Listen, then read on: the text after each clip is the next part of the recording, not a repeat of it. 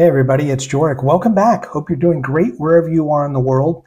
The Pope is coming to Lisbon, and you know what that means. That means there's going to be throngs of people coming to see him, and it's going to be happening just a few days from now. So if you're going to be coming here for a vacation or to see him, whether you're in Portugal, outside of Portugal, or if you currently live in Lisbon, I want to give you some of the travel advisories and things that I've learned that I want to pass along to you so it can help manage expectations and help with your patience or frustration, because you need a lot of patience and you might get a lot of frustration dealing with what's going to be happening here. So first things first, Pope's going to be here from August 1st to August 6th for World Youth Day. It's actually a week worth of events, which is the biggest religious event on the Catholic calendar, I'm told. So it's a big deal. He's going to be in other parts of Portugal, but mostly in and around Lisbon. So that means that there's going to be lots of traffic restrictions in the areas where he's going to be, road closures. So something to keep in mind when you're going to be in Lisbon and using a taxi, Uber, Bolt, or you're going to be driving, expect delays. So if you're in a taxi, expect that rate to go up because you're going to be sitting in traffic. If it's Uber or Bolt, you might be waiting a long time just to get to your destination. Price won't go up, but getting there. And if you're driving, just prepare for a lot of road closures and backups and long queues to get into parking areas. So that's something to keep in mind first and foremost if you're here. If you're going to be driving from Spain, last weekend, Portugal instituted some border controls. So they're just doing some random checks with people. Maybe they're spot checking documents. So if you're going to be coming from Spain into Portugal, just make sure you have your passport with you, any type of documentation that you may need to make sure that you're able to be in the country.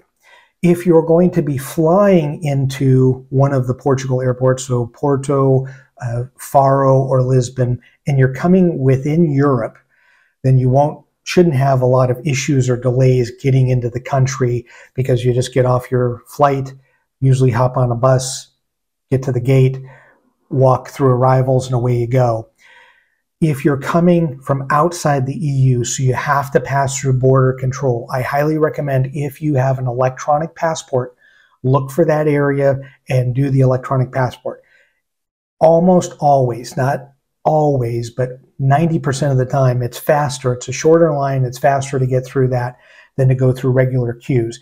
They're saying that the lines for border control, it could be 3-4 hours just because the number of people that are coming and the number of flights that are coming specifically for World Youth Day, which is technically a week. So keep that in mind. Also, just getting around Lisbon, there's already high tourist season, so it's the highest amount of people that are going to be in the city anyway. And then you're adding anywhere from 1 million to 1.5 million people on top of that for this event. So expect crowds, expect long queues to get into places, expect restaurants to be booked up. So if you're thinking about that, try to think about booking now a place so that way you don't have to worry about it. It's just going to be more people everywhere, which comes with some of the frustration of there's train strikes that have been announced. They've been going on since last summer, but they've also announced if you're going to be somewhere, let's say in Portugal and training into Lisbon, or if you're using a train within Lisbon, there's going to be some strikes. They haven't announced when or where or what lines, but that's something that's out there that's looming. So you have to be cautious when you're going to be using a train because you can't always count on it. I would look at a bus. I will also say a lot of bus tickets in a lot of places are sold out from the 1st through 6th already, but I would try that versus rail because you have a better chance of getting and using the bus because there's probably not going to be any strikes with that. So more people in this area, more people in Portugal, but more people specifically in Lisbon. So as you're getting around, try to just take a deep breath every once in a while because it can drive you nuts, a lot of people. Also getting into events, so where the Pope will be. If you have tickets for certain events, then just expect longer queues and security, making sure that everything is normal and there's no issues at any of these venues. Also, I would expect if you're trying to get a glimpse somewhere along the line that you may have a bigger police presence and law enforcement presence, just making sure that his journey here and all of the people that are coming to see him have a safe journey. The good thing is Lisbon's a really safe place anyway, so I wouldn't expect anything weird to go on, but you never know. But I wanted to make this video, so if you are coming on vacation and you have no idea that the Pope's going to be here and you're wondering, what are all the people doing here? Now you know, and if you're coming specifically for it, make reservations at restaurants.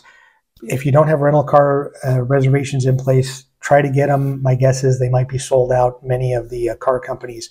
But just understand that it's just going to be hard getting around the city for 1 week. As always, thank you so much for watching the channel and enjoy your travels.